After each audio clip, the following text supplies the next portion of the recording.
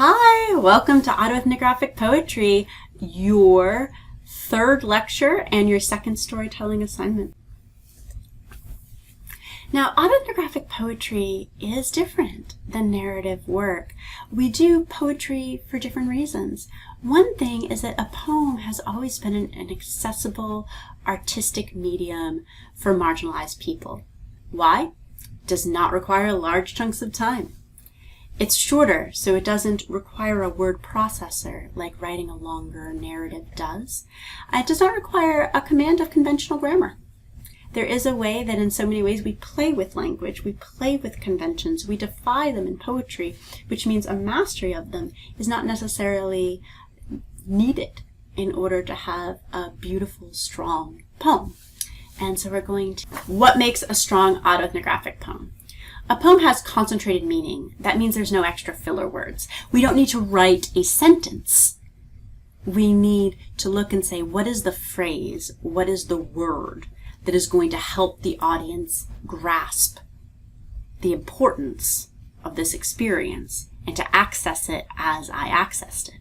So because of this, we're purposeful and strategic, using words sparingly, using space, using spaces, using how we move from line to line in order to draw our audiences in.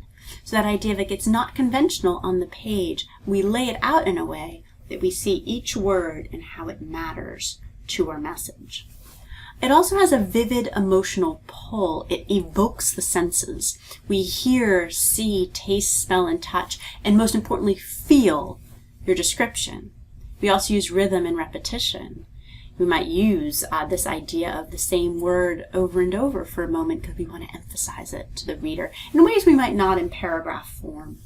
And there's also that idea of the verbs move us, the adjectives help us connect and feel in new ways. There is this idea that it's a collaborative connection with your audience as they're able to access in these sparing words that you're using, much different than reading through a paragraph in which all these different words are there, and there might only be a few that are really essential. The rest is just using the conventions of grammar of how we communicate with one another. Because we're throwing those out the window, when the audience works with you, they're going through why was this verb chose? Why this particular adjective? And because there's fewer of them, we're able to analyze and ponder more deeply. There's also metaphors that transform our understanding. And that means we're going to use metaphors that people haven't heard of before. What can you compare it to that perhaps no one has compared it to before? Because we want to be careful to make sure that that metaphor is meaningful and stays with the audience as something new, a connection they haven't made before. Okay, let's talk about poets and authors for this unit. You're going to have Reagan Fox. Reagan Fox is talking about sexuality and queer identity, and he has a response from Kama Chavez, who is a queer woman of color. And so they're going to go back and forth, and you'll see Karma's response from her cultural location to Reagan's work. You're going to go on to read Ed Mabry, and Ed Mabry is a talented poet. No one has won more poetry world titles than he has. He's going to talk to you about race and violence and telling a story through poetics that will pull you in, that will help you understand how we use this concentrated, vivid language to help us understand large cultural problems. I will be responding to him.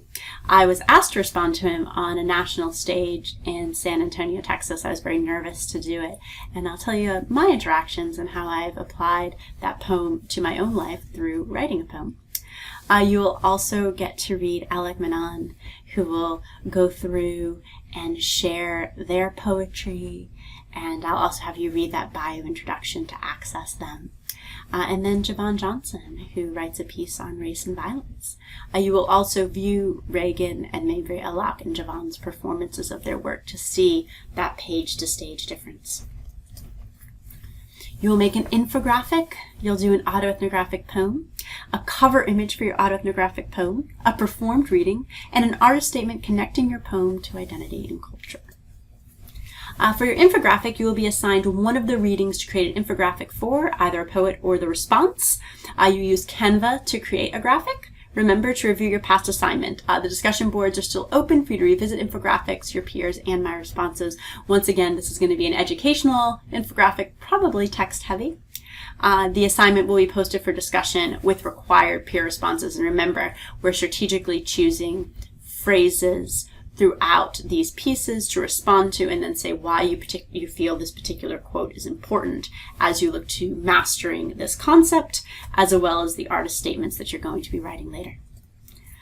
Remember your prompts. They're the same as last time. They're up there on the screen for you. You can look.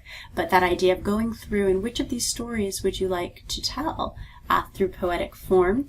And you're allowed to pick whichever one. If you want to pick the same one again, that's okay too. Your autoethnographic poem. You're going to compose a poem that is 500 to 1,000 words in length. If you want to have multiple poems instead of just one in order to reach this this requirement, that's fine too. Most of the poems you're going to be reading are about this length, so you'll have an idea of about where you should be by reading these. But again, a couple of short poems on the same topic is okay as well. You will post your topic as well as an example of an imagery or metaphor you intend to use to engage your reader for discussion board 10. As you start thinking about using metaphors, remember, stay away from cliche metaphors. Cliche metaphors are ones that we use them all the time, but they don't even seem like metaphors anymore because they have become part of our everyday speech. An example can be the face shone with a smile so bright. Right? With the idea of smiles being bright is a metaphor in a lot of ways. It just means a big smile that isn't actually having light come out of it. But it's a metaphor we use so much that it doesn't have the power that a new metaphor has. Think of how Javon Johnson says instead of his niece's smiles and faces shining bright, he says they bubble up like fried bologna. And we know what he means, right? Those big cheeks, those big smiles. But it's a new phrase. It's a new metaphor that helps us see it in a new way that stays with us. We're going to be thinking of what can we compare our experiences to that's an innovative metaphor that will help us see the world in new ways. You'll post this final poem on discussion board 11. It'll also have a peer responses to the images and colors the poem inspires. Okay. And we also have your cover design. You can review the color and poster design. That's optional. You also now know more about color and design to help you inform your infographics if you would like. Remember, your cover must include your name and a title in addition to your image. So again, we're going to be making those in an Adobe program. Read that assignment carefully.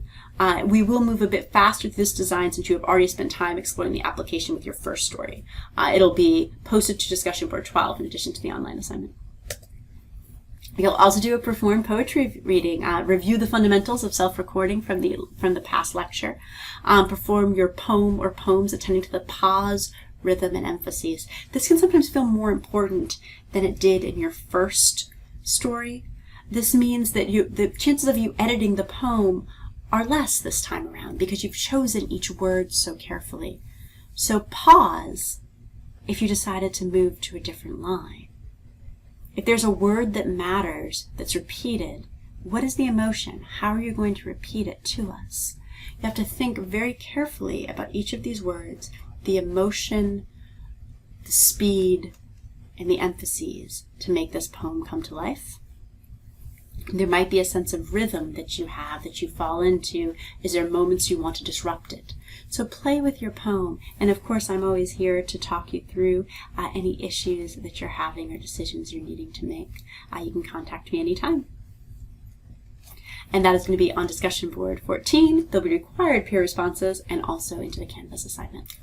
Your artist statement. You will craft a 1,500 to 3,000 word artist statement that explains all of the choices you made, the metaphors you used, the rhythm of why you decided this was important for us to access your identity or the identity you're speaking of and this particular cultural experience and location. What are we learning? Why'd you decide to share it with us? You must include 2 readings from class and 3 peer-reviewed references related to your cultural identity phenomena to situate your poem in this greater conversation about what it means to be a body situated in culture. Make sure to balance the multifaceted goals of an artist statement as scholarship, to both articulate autoethnography as a method using citations, go through your process to share why you decide to share this, and what do we learn about the phenomena and the cultural experience that you're sharing from it. You must share some decisions you made in the use of imagery, metaphor, and or rhythm to create specifically a poetic response as opposed to a narrative story. Draft is due on discussion board 14, and the final is uploaded to a Canvas assignment. This will be your last assignment of the semester. Of course, we will all be there. Your peers and I will be there to read drafts, to give you feedback, to talk to you about metaphor and how to brainstorm the imagery that you would like to use to make this assignment come to life. As always, contact me anytime.